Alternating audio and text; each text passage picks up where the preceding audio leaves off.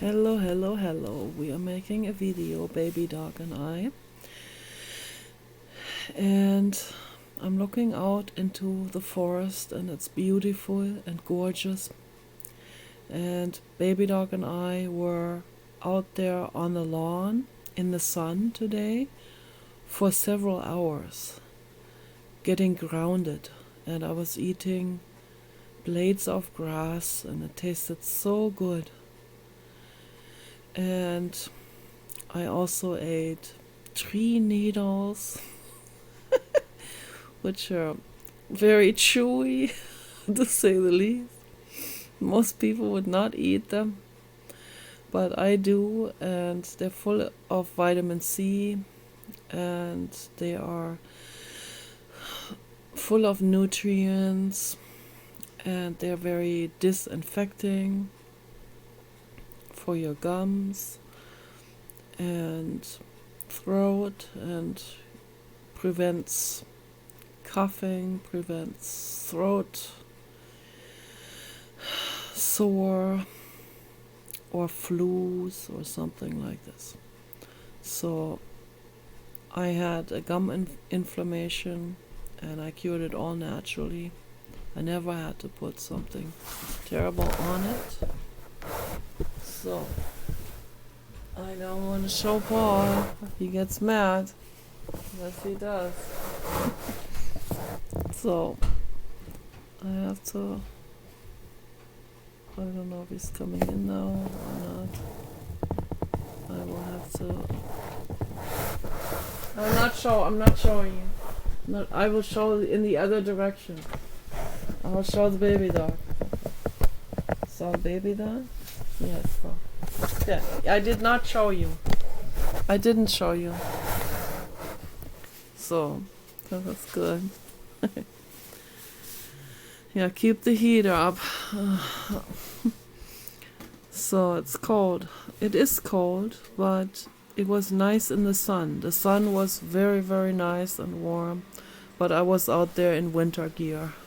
But still, it felt really, really good. The hot sun beating on my puffer jacket and on the hood, which I had over my head. Also to protect my skin from the sun, of course. So I'm always in the shade when I'm in the sun. I'm in the sun, but I am all covered up. Face covered up, head, whole body. And in the summertime, I am sitting under a tree or brush or something like this. Or when I go into the sun, I don't stay very long in the sun, and I keep my face out of the sun. So at all times, really, I already get enough sunlight here and there when I go through the garden and I have to do gardening and so on. So we always get some sunbeams on us inevitably, so incidentally, sort of, but I don't bring it on. I don't go out in the sun like my mother used to do. My mother would go in the bikini in the sun on her lounge chair on the patio, and wherever she was, in Kenya too, which is not very good. Obviously, that can be very dangerous. But my mother was kind of tan colored, so she wasn't completely white. So I got the white from my grandfather from my father's side. So my father's father was fully Scandinavian with light blue eyes, really, really light blue eyes. But the other people, they come from lineages where there was stuff mixed in. So different things mixed in, but from very far, very, very long ago, like in the. So on my mother's side, I'm guessing now, maybe around 1600s, late 1500s. There was a sailor that went to across the Oceania and picked up a South Pacific Islander lady and brought her back. And then even further back in the 1400s, a sailor went to the Ivory Coast of Africa, and that was on my father's side. That is, I know exactly where it comes from. Not just because not only from intuition, but I see it in their faces. So it comes from my grandmother's side, my grandmother's lineage, my father's mother. So that's where that comes from. But you wouldn't really necessarily see it. So on first glance, you have to know faces, you have to study that in depth. She had kinky hair, my grandmother.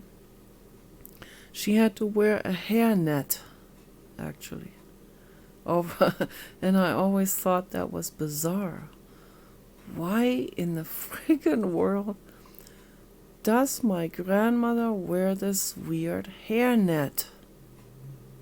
I've never seen that later after her generation. I think that's a very, very, very ancient.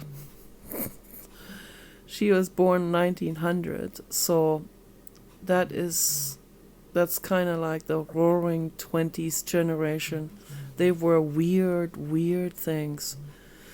They were also, they wore all kinds of different strange knitted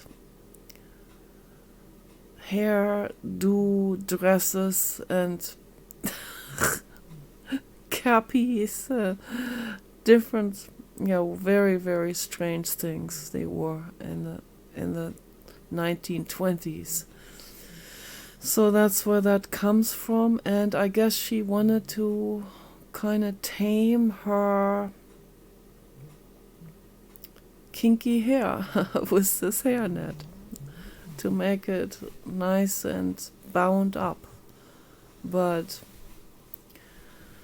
yeah, and my father has much more kinky hair than we have, of course. So it's every generation it washes out further and further and further and further.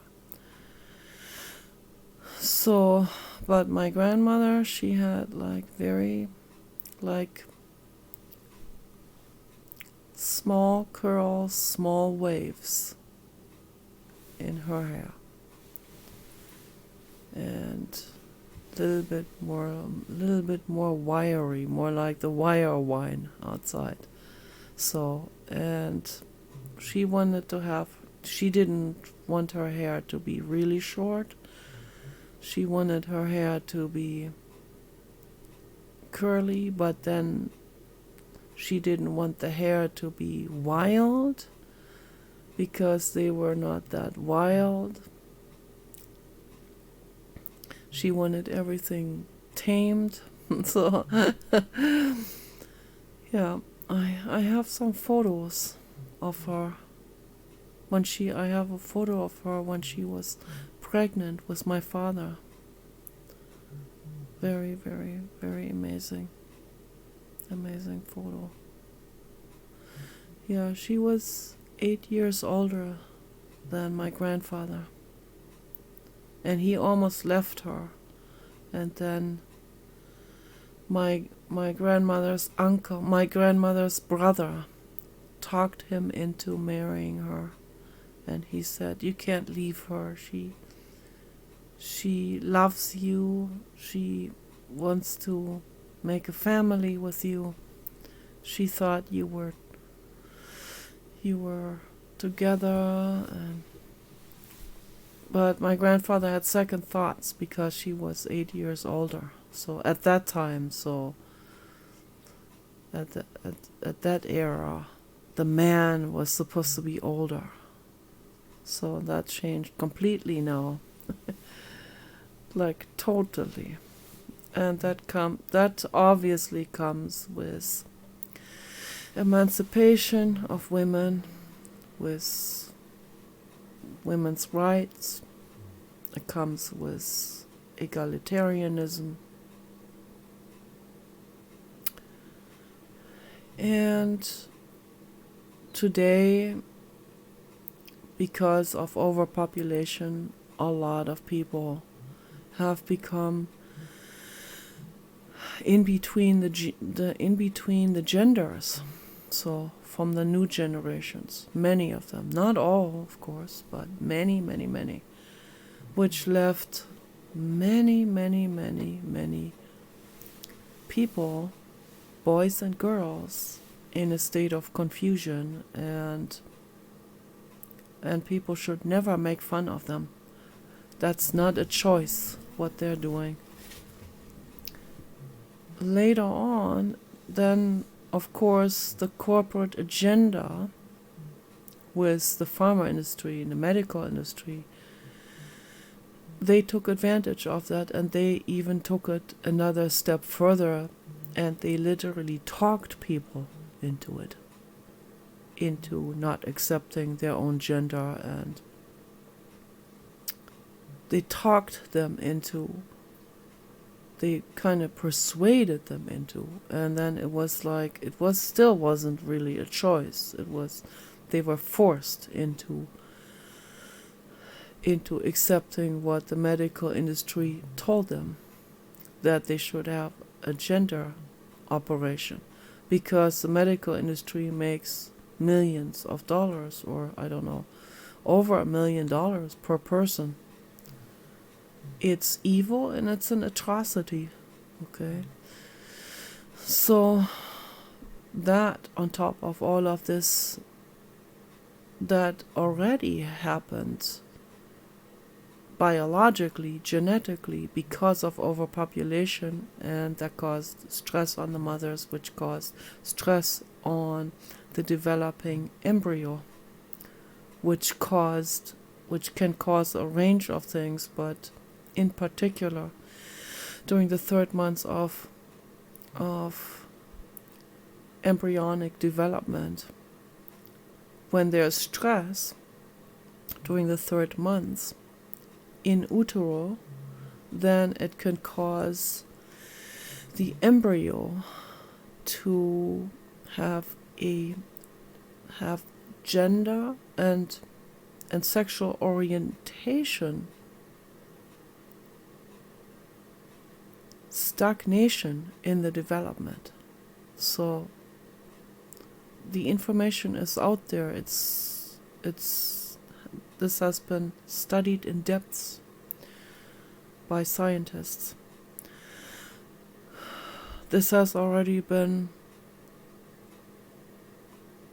coming into the attention of the medical science field in the late 80s.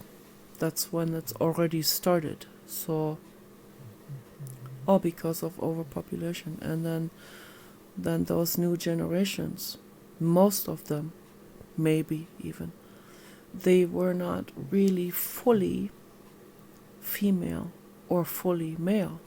And the result is that the straight people in their generation, when they're looking for a partner, they're looking for someone who is at the other end of the spectrum between the genders. They want, a straight man wants a fully feminine woman. And they're starting to have a hard time finding that. Okay. So not just in terms of when they go to a bar, they have to actually ask them, are you a real girl? But in terms of, obviously, most of them are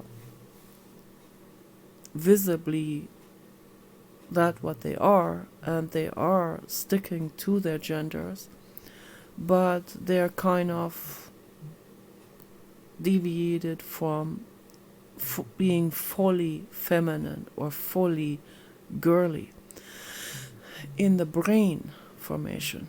So, which makes many of them gay, most of them are bisexual, and really bisexual. Not the way my generation was. My generation was, there was a rebellion when we were cuddling, when we girls were cuddling with each other. There was a rebellion against men. The next generations after that, they were actually bisexual, and many gay, and then more and more and more fully gay. And then this is a whole scale, right? It is a scale, it's in the brain, all the way from slightly deviated from their gender in terms of orientation, but still they are accepted their body. But then they liked both genders. Then they liked only their own gender. Then they didn't like their own gender anymore. Then all through the whole spectrum. Okay, so, and that in a real biological sense, not because they were talked into, but then the Generation Z, the newest generations, they are being talked into it. Even many of them are not gender dysphoric, and that's where it's evil. That's an atrocity. And I personally go so far to say, and I admit that I am quite conservative in this way, and I have no problem admitting this and talking about this. Yes, there are certain aspects in the world where I agree with the conservatives, totally. And this gender thing is one of it, okay? So, even if there are some people that are really gender dysphoric, even if there are some people, and I feel very sorry for them, that must be really hellish and awful. There's no doubt about it. But I will not support them with a decision to mutilate their bodies. That I will not. Okay, so that is not okay. It never is. That is never okay. I'm against plastic surgery of all kinds. That is my personal view on it. That's probably a very conservative view. But I'm against it. And I would, if I was in charge politically, I would make that illegal. I would make gender surgeries illegal. And I would put those people that do these mutilations on people, I would put them behind bars or in insane asylum. Okay. That is my modern prison, okay, that I have been thinking about. And I can only, of course there are people that will disagree and all of that. I share with the public that what I know 100% to be correct and true. This is, maybe I'm not correct, and I don't know if we look at it from the sky perspective, right? Maybe this is not correct. But from my personal viewpoint and the way, from my brain, I view that what I say as correct, of course, or I wouldn't be saying that naturally, But is it objectively correct? Is it, from the sky perspective, objectively correct what I'm saying? Is that really ethical what I'm saying? That we need to put surgeons into an insane asylum that perform gender surgeries. So I leave this open, if other people have a different view, I respect you, I respect your freedom of speech with that view. But I present to the public what I know 100% to be correct and true. Okay? And I know 100% that it is unethical to perform gender surgeries. This personally from my brain, okay, to the public, to everyone's brain. Hand on my heart, okay, that it is unethical to mutilate people, to do any kind of plastic surgery or gender surgery. It's unethical. Particularly gender surgery is unethical. And there needs to be consequences for doing that. And there are surgeons that will force kids into it. And when they're under 18, they're like, they look up to adults. I have been in that mental state when I was underaged. I looked up to the adults. Much of what they didn't make much sense, but I looked up to them like a moron, like an imbecile, like an infantile, mashed brain, right? That's how I looked up to them. Like they must know what they say, right? They are so much older, and particularly those that are learned, that have read books, that have studied. So I think, they must be the experts. I go to a psychiatrist. The psychiatrist must know what he is doing. No, he doesn't, on retrospect, okay? But that understanding, that dawned much later in my life, okay? Not even at age 18, when you're supposed to be suddenly an adult. No, you're not suddenly an adult at age 18 either, okay? But obviously they have to set some certain age limit by law, or they have to, okay? That's the same with time or any measurement. They have to create this in order to have some kind of order. So no, I was still like 11 at age 18, so it's not good. And then the adults expected me to be writing very mature and sophisticated letters to my aunts and uncles, and I was writing like I was 11. And they shamed me on this. And I'm going to get into this subject in a moment, but I just wanted to clarify this, make this very crystal clear where I'm coming from with this. That what they're doing to children is an extreme atrocity, and it is criminal. But again, that's why a lot of, back to the feminism and back to the egalitarianism and to the partner choices of straight young men today, the reason why they are falling in love with literally old women, that's happening all over the place, is because these old women are fully feminine,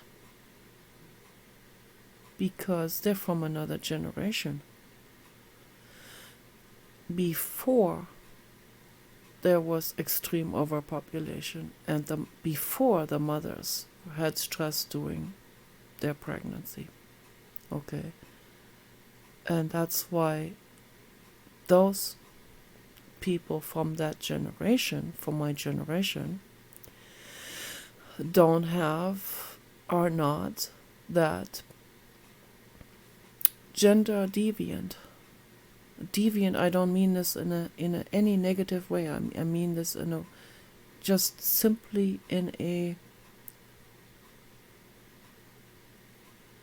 biological, scientific way.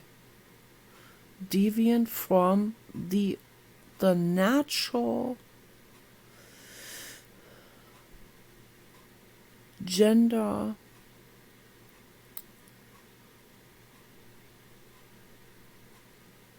focus or gender spectrum place, right? So completely feminine, completely female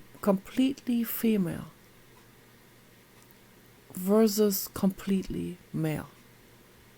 That is what the older generations are about. Not just because of old school type of belief, but they were that way biologically because they come from a gestation phase in the womb where the mother did not have extreme stress due to overpopulation. Okay. And it is this overpopulation, they have seen it in rat experiments, it's overpopulation that causes gender deviation, and it happens already during the fetal and embryonic development. Okay, they found out about this. I know a lot of gay people will hate to hear this because then they feel like that's an affront. It's an attack against their ego or something, and they think that no, that's their choice. And no, nobody makes any choice by chance. Okay, I am attracted to big guys like Chris Cuomo and Elon Musk, very masculine men. Okay, and Alex Jones. Those are. I can't change that. Okay, this is embedded in my biology because I am on the extreme feminine spectrum, and the reason why I don't dress up in the extreme feminine and have my hair in this way is for completely different reasons. That has to do with fear, that has to do with I need to protect myself, I need to be my own bodyguard. That has to do with trauma from childhood. So I'm just trying to sort it all out here for everyone. I talked about this before, but I think it's important to sort all of this out and to clarify all of these different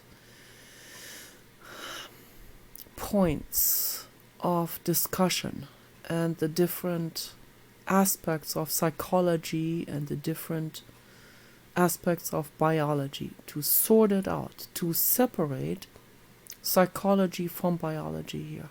I think this is very important because a lot of people, they make the mistake of mixing this all together and jumbling it all up, and then there's no more oversight, there's no more transparency through this entire conundrum that is their existence. So I think it's very important to figure this out. Separate all of these different issues from one another. Okay, it's very important. So it's important to clarify all of these things.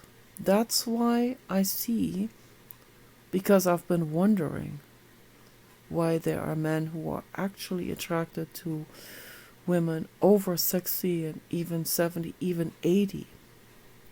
Like the movie Harold and Maude. And I was like, that's an old hippie movie, but there was kind of like a little glimpse into the future. Because that Harold, he couldn't find any girl of his age that had anything to say to him. Okay, so he ended up with Maud. He met her at the cemetery. She liked to be hanging out on cemeteries. And she was suicidal, and she was very kind of depressed over being so old, over 70. Like, I don't know when he met her in the film, in that story, he met her when she was like 75, and he was 20, and he had this thing for morbidity, and because he had depression, because his mother didn't take very good care of him. He comes from a rich household, and his mother was only interested in her selfish stuff, and nobody had really time for him. And the mother suggested for him to marry. They were boring.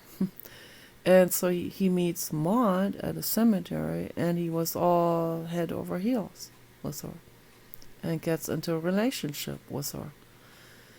And she said,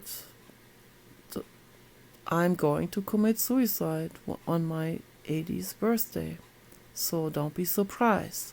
And he was real worried about that the years go by, and she's getting closer and closer to that birthday. And so he was really, really scared. He wanted to protect her, but she didn't. And she managed to do that out of his sight, And when he got to the hospital, it was too late. She was dead. And that's an awfully, horribly sad story.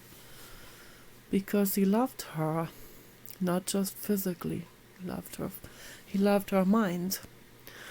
Okay, he loved her for who she was. And it was real hard. This was real horrific for him. So that was like one of the first horrible lessons that he had to learn in his life. So I had to learn that when people make up their minds on things, that is the way it is. He can't talk them out of it, That is their personal boundary also. When someone says, I'm not going to live to be past 80, that is their decision. That's their boundary. And people should have the right to do that, So, but anyway, that was like a glimpse into the future, and then later on, that happened more and more and more and more and more. And why people wondered, and I wondered, but then I realized what it was. The older generations, they are either this or that. They are either extreme feminine or extreme masculine. So the new generations, they're sort of in between.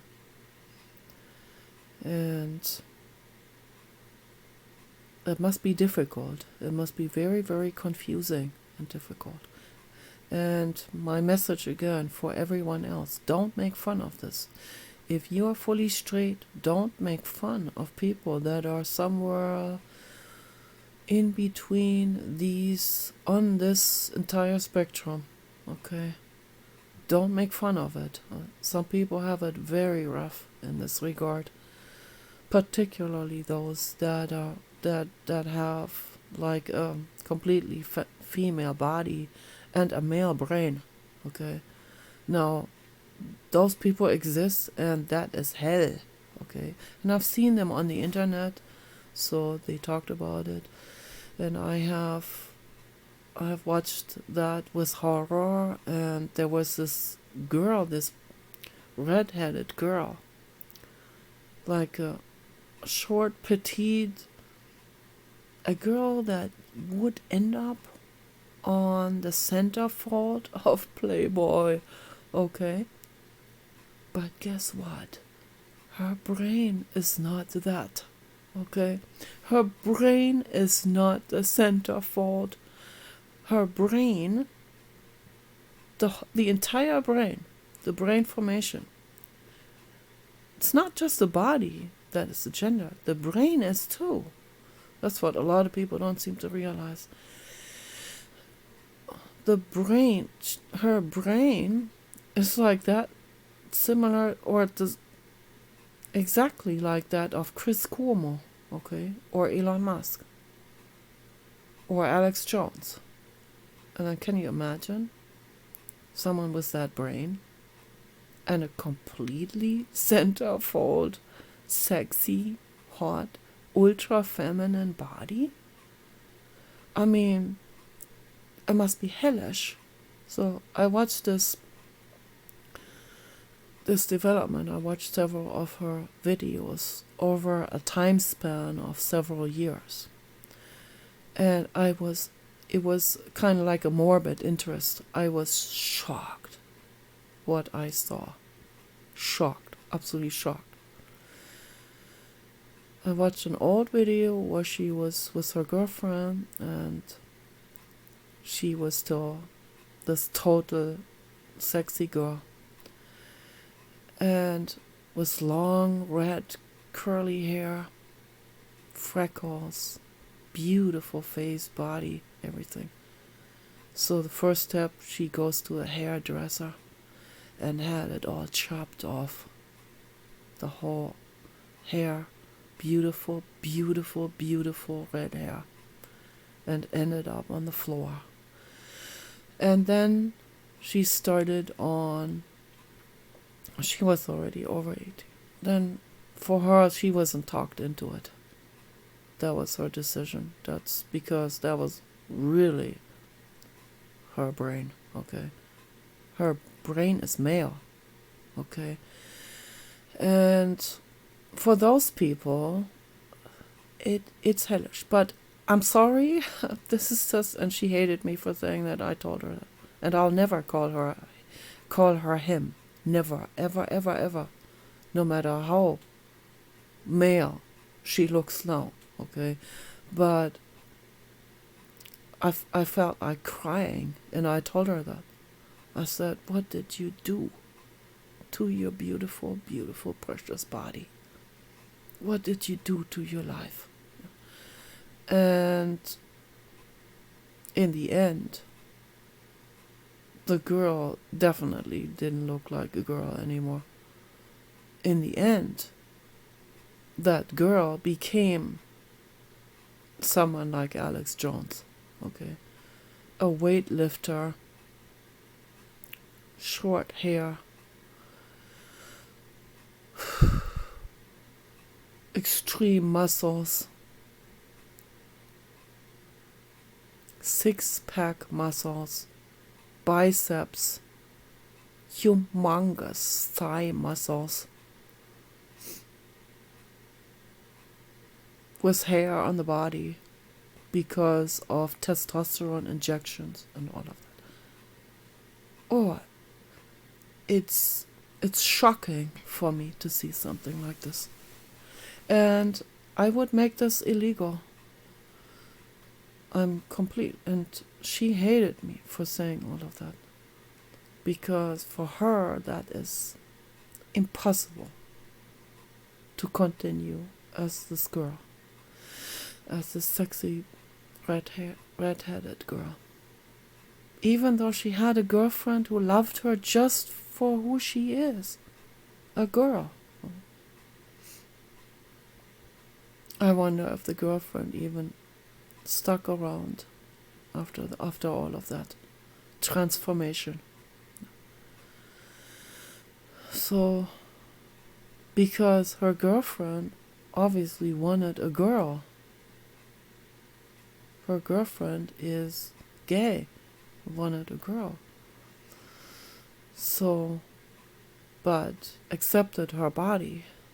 And so I don't know how that played out with her. I didn't continue to watch her videos. I just thought it was unbelievably depressing to see that. My God. Oh my God. I mean, and I can only, because I see it, because I view this from my perspective, right? I view this from my brain. And the reason why I bring this up now, I want people to understand that when someone is very different, that is because their brains are different. I mean, not just in this sense of whether it has to do with gender, but also in many other ways. And there could be someone who is just into math. There's someone just into art, right? There's someone into, like Marina Abramovic. There's someone into taking unbelievable chances with her gambling, with her life, a daredevil. And someone like me who was extremely afraid of and not taking any chances. So we have different brains. But again, I'm me looking at this girl from my perspective, from my brain. It causes me, I feel it's harrowing for me to see this, what she did to herself. To her, it is the only option. It's like Alex Jones being born with a feminine body, I just can't even wrap my head around it. How unbelievably horrific that must be. And vice versa for a man with a man body, tall, everything, big, everything, with a completely feminine female brain. What a horror. What a horror is that? And I'll tell every one of them, don't do it. Don't have that. Don't take these hormones. Don't have the operation. That's my person. I'm coming at it from my brain. And that's all I can say. I can't do it any other way, because I come at it from my personal perspective on things. I am on the extreme feminine spectrum point, an extreme other end, okay? The extreme, I did a test even on this. So my brain is at the extreme feminine end, okay? Extreme. And Paul is like the extreme other end. And my body is also on the extreme feminine end. Okay, extreme. 100,000% on that end. I am grateful for this. I am so infinitely grateful for this, because I could not live. I would commit suicide if it was any other way. I would not handle this. I'm already like super hyper sensitive with all kinds of things in life, like hyper overly sensitive. If I had something like this, it would throw me over the edge. Couldn't do it. But I am so infinitely grateful that I have the present from the infinite cosmos, to be this gifted, endowed with the extreme, with the total extreme of that spectrum, the extreme female. And see that my mother, not even my mother, is on this extreme female.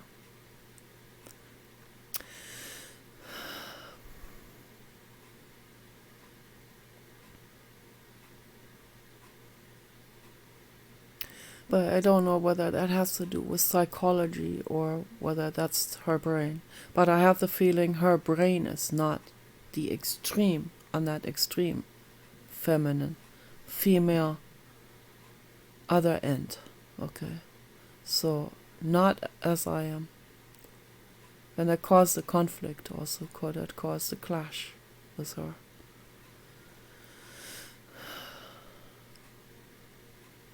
Because I'm constantly crying and I'm constantly overly girly with everything. Overly sensitive, overly this, overly vulnerable, overly dramatic, girly dramatic, and everything's a problem.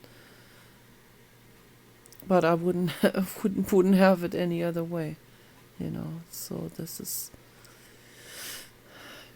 yeah, it's not easy to exist in general,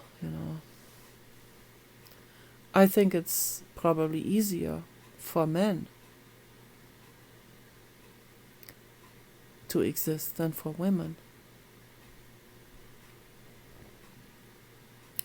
I think it's probably easier for a woman to be a little bit more boyish, like Lauren Southern, right? So a little bit more boyish, a little tougher, right? It's probably easier if the brain and if for those that when they are in the beginning of this, still on the beginning of that spectrum, but kind of like they like their bodies, but they are kind of tough.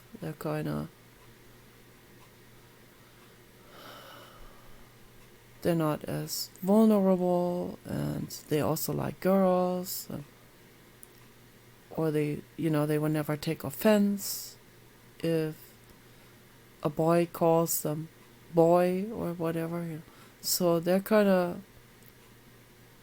more easygoing with this. But a girl like me and that Amanda Todd,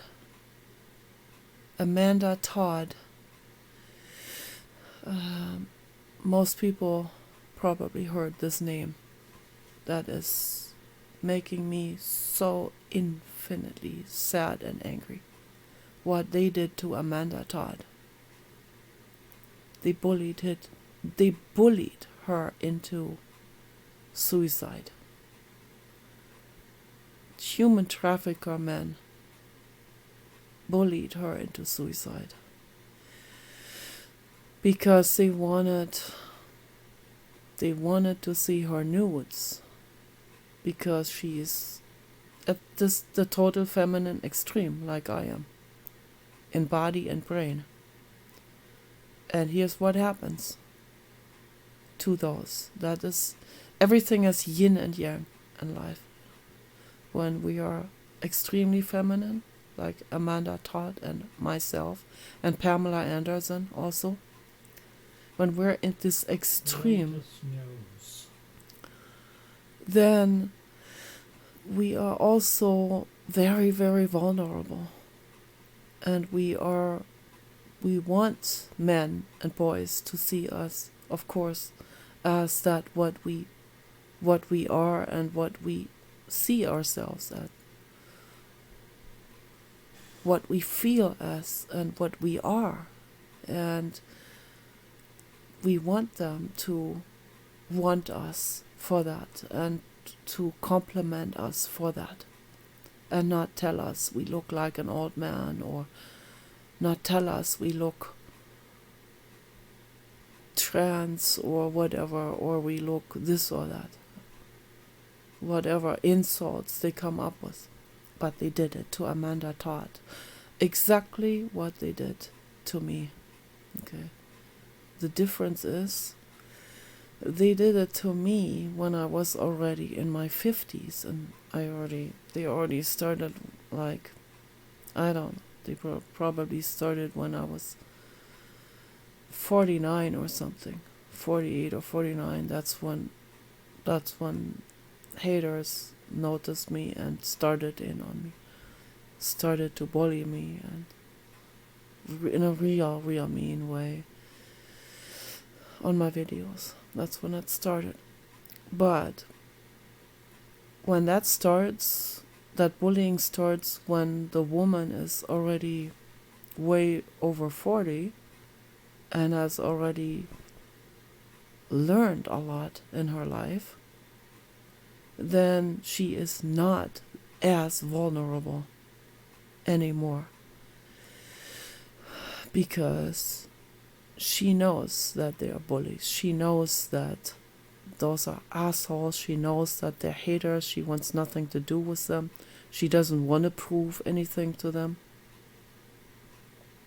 But when it's a teenage girl, she is as vulnerable as it gets with that. So I'm real grateful this didn't happen to me when I was 13 or 14 like Amanda Todd was. Okay. She had to change her school several times because they extort with these kind of things. They extort nudes out of her because she wanted to prove to them that she is this girly and girl.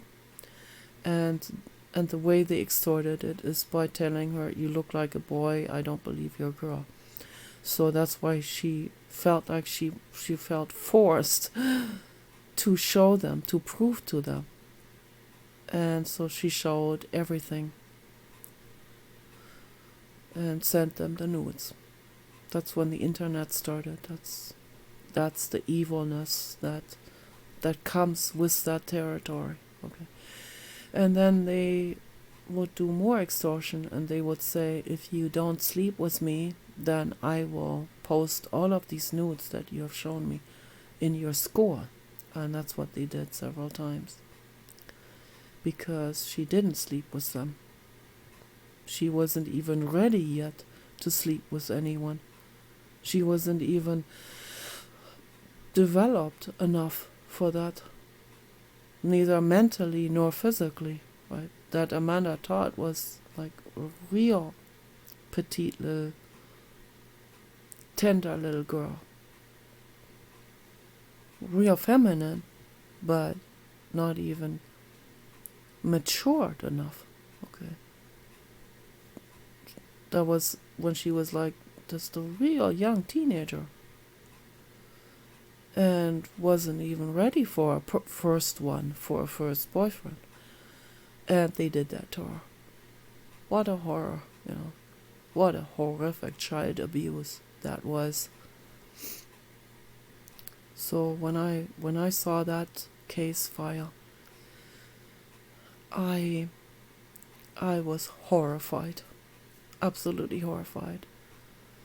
I felt like killing these people that did that to her. And they bullied her into committing suicide. Okay. Because they never stopped extorting sex from her, and she wasn't ready for it. So they posted the nudes in the new school. I think she switched school 3 times. And I can just imagine how horrifically stressful that must have been for her. And the humiliation, and then other kids bullying her for that. And girls being jealous and bullying her for that. I mean, losing friends over that. And being so humiliated in her school. And then having so much stress that she couldn't focus on the classes anymore. I mean, I cannot even wrap my head around how horrific that must have been for her. But when we're older, and that happens when we're older, we don't care as much anymore what other people think of us. But then the bullies, they wouldn't let go with me either. They would lure me in, and they would, like that guy Danny, would try to make me think that he's my boyfriend, and then he pressured me into it. He pressured me into photos. And what did he do? He used these photos. He uses all of these photos now to catfish on the internet, catfish money, and they call me a money magnet. And they're cashing in and cashing in on innocent men on the internet that are thinking that they're talking to the real person. And I feel terribly sorry for all these innocent victims that they're catfishing money out of. That's awful. But this is, all of this is yin and yang. This is what comes with the territory of internet. This is whenever you have a switch in we have some kind of revolution of some sort, a technological revolution, or a sociological revolution, right? There's always challenges that are presenting themselves, that come with that territory. So it is yin and yang wherever we go, no matter where we go. It is.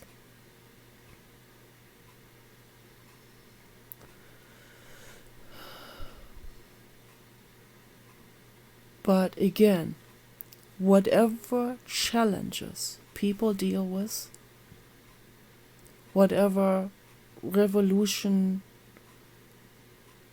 is taking place, we have a technological revolution now that is happening, that is unfolding every day, exponentially.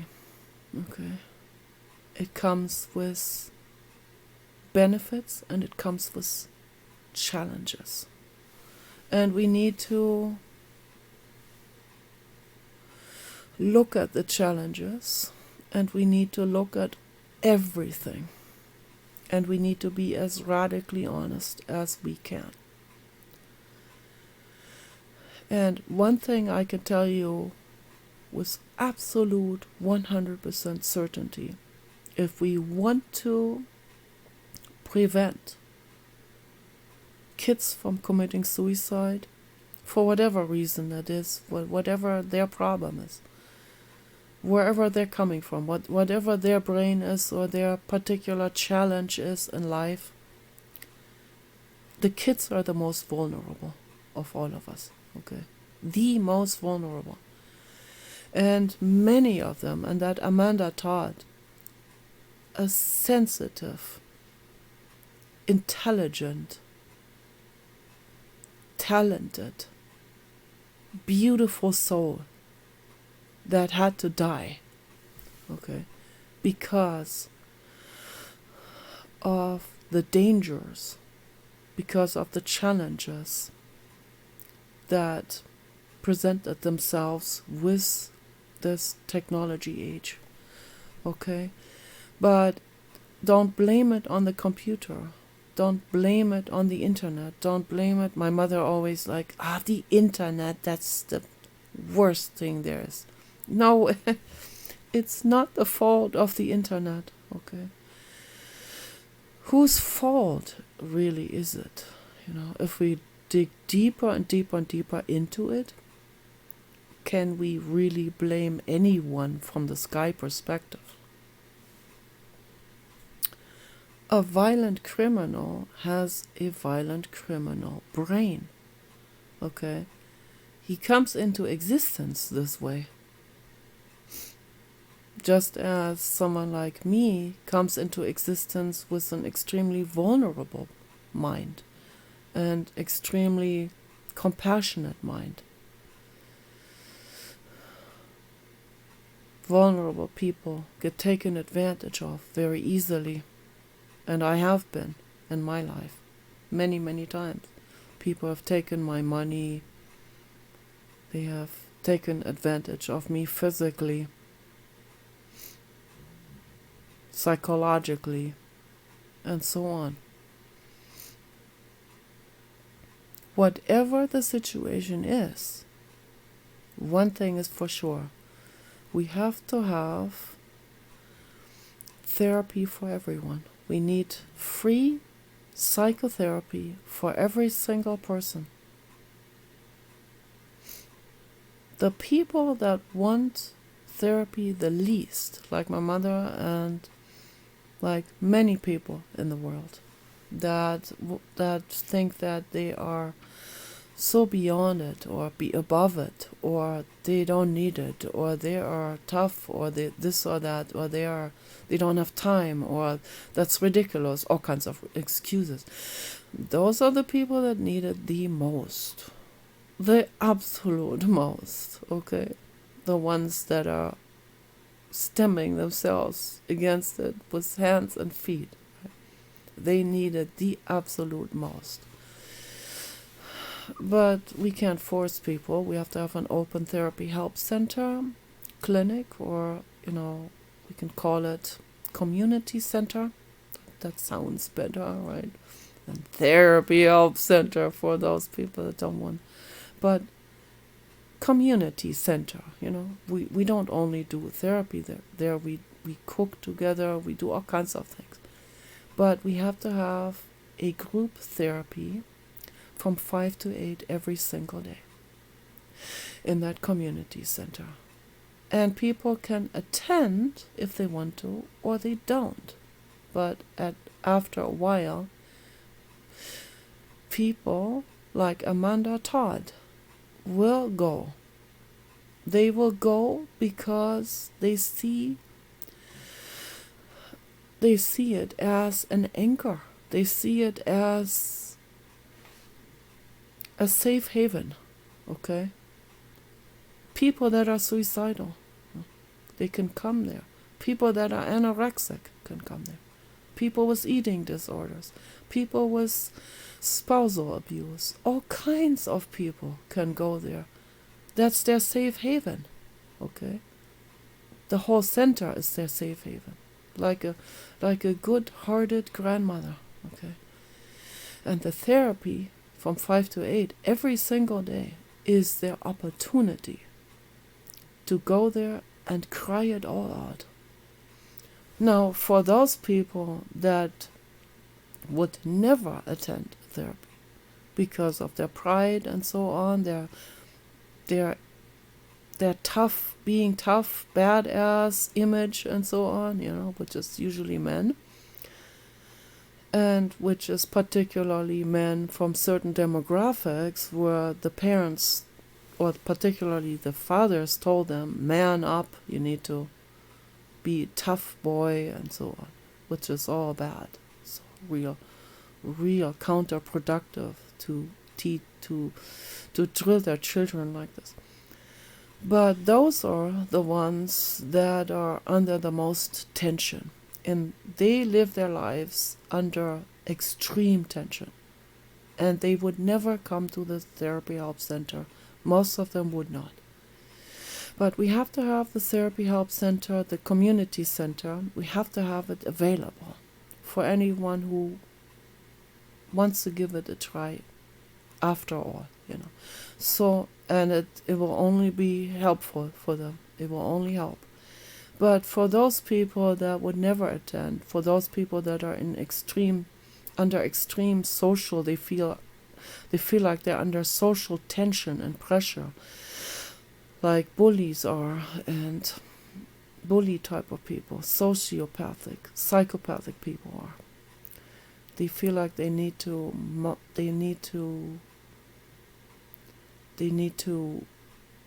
live up to this idea that the father has given them, or the father has of them, okay, that they have of themselves. They need to live up to this idea of being a tough person, and they can never be vulnerable. those people, they suffer the absolute most. And those people are very high strung, okay, full of tension, because they don't get what they need, and they can't even admit to. Now, if they can't even admit to being vulnerable, and they can't even admit to having vulnerable, sensitive needs, and the need for mama, and the need for being taken care of, and they can't even admit to it, then they are under even more pressure, even more tension.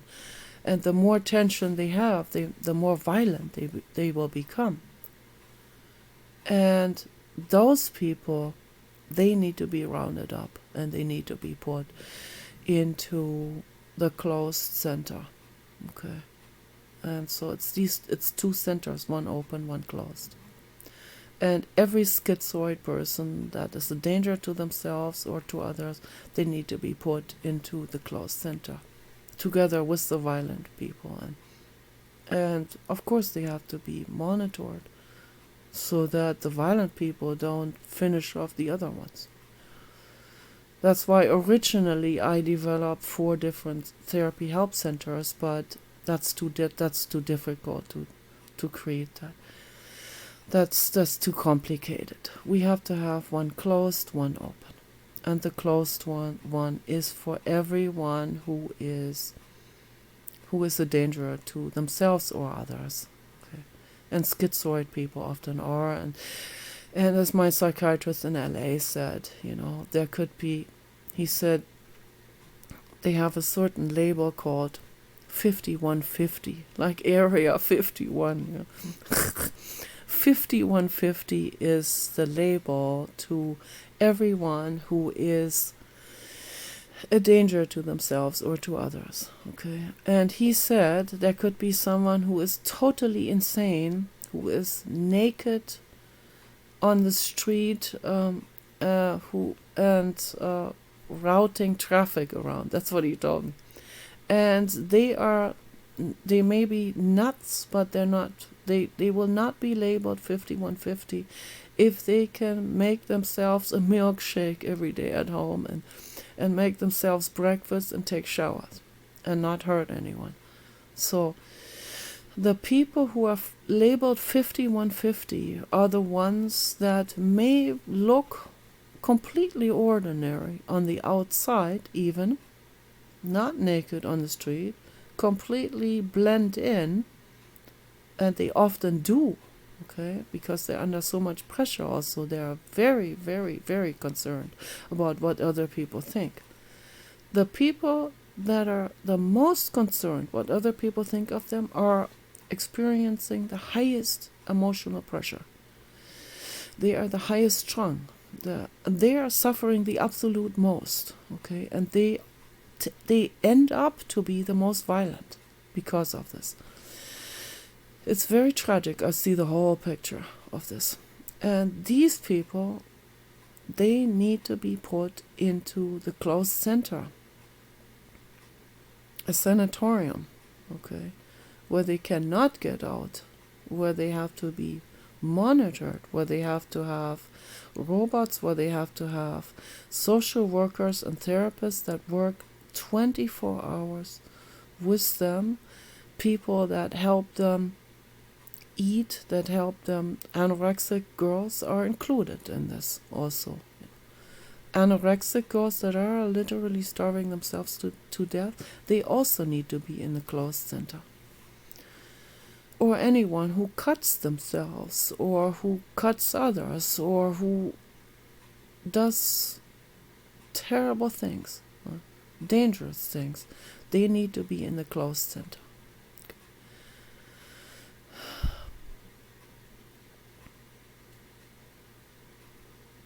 Or anyone who has already committed or attempted suicide. They also need to be in the sanatorium. So, but for those people that are suicidal or at risk, the open center is the safe haven, and can make the difference between them being free or them having to be booked into the sanatorium. Okay. So the open center can save them from having to go into the closed center if they are willing to go there and give this a try. But first of all, we have to set it up. It has to be set up. Governor Newsom is against that because he's a total jerk. Donald Trump wanted to do it. He wanted to help with that. He wanted to help Governor Newsom. He said, you have a homeless problem that's over your head in California. I'm willing to help with this. We have to round these people up. Governor Newsom said, you cannot round these people up. That's unethical. No, it's not unethical. These homeless people that are setting up camp, they are a danger to themselves and often to others. Okay. Anyone who's homeless is not right in the head. They are not. They don't even go to a homeless shelter. The people who go to a homeless shelter, they are not that bad off. Okay. It's the people that don't want to go to the homeless shelter. It's the people that want to be out there loitering and lingering and loitering. Those are the ones that need to be put into the sanatorium. Okay, they have to be forced into it. They have to be forced to take a shower and eat and get off the drugs. Okay, it is what it is. Okay, I'm giving reality here. I'm giving, and the blue god agrees. Okay, as I'm saying this, 1, 1, 1, 1, 1, and again, I'm not making this up. This is not for show. This is real. This is true. This is the number of the video progression. Okay. This is the truth. What I'm saying. Blue God agrees with me on this, on everything I'm saying. So I know what I'm saying is the truth. There are people that are not well. They have to be helped, whether they want to be helped or not. Okay. If they are functioning in their daily lives, then I can't force them to go to the community center. But if they are not functioning, if they are a danger to another living being or to themselves, they are not functioning. Then they have to be rounded up and brought to the therapy help center that is closed, the sanatorium. Okay. And I'm not going to call this prison anymore. So, but we have to convert all prisons into the sanatorium. That has to be done. Okay, it has to be done sooner than later, hopefully, as soon as possible. But I talk about it in my videos. That's all I can do. I don't know. Maybe I will write a letter to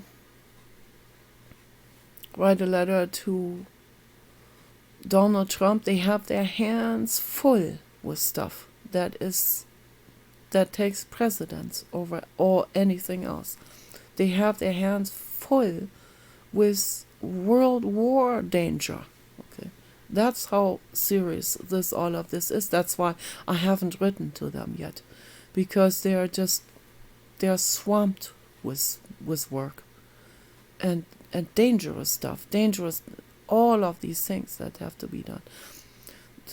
The world is in a dangerous situation because of the Biden criminals and because of organized crime, which the Biden criminals are.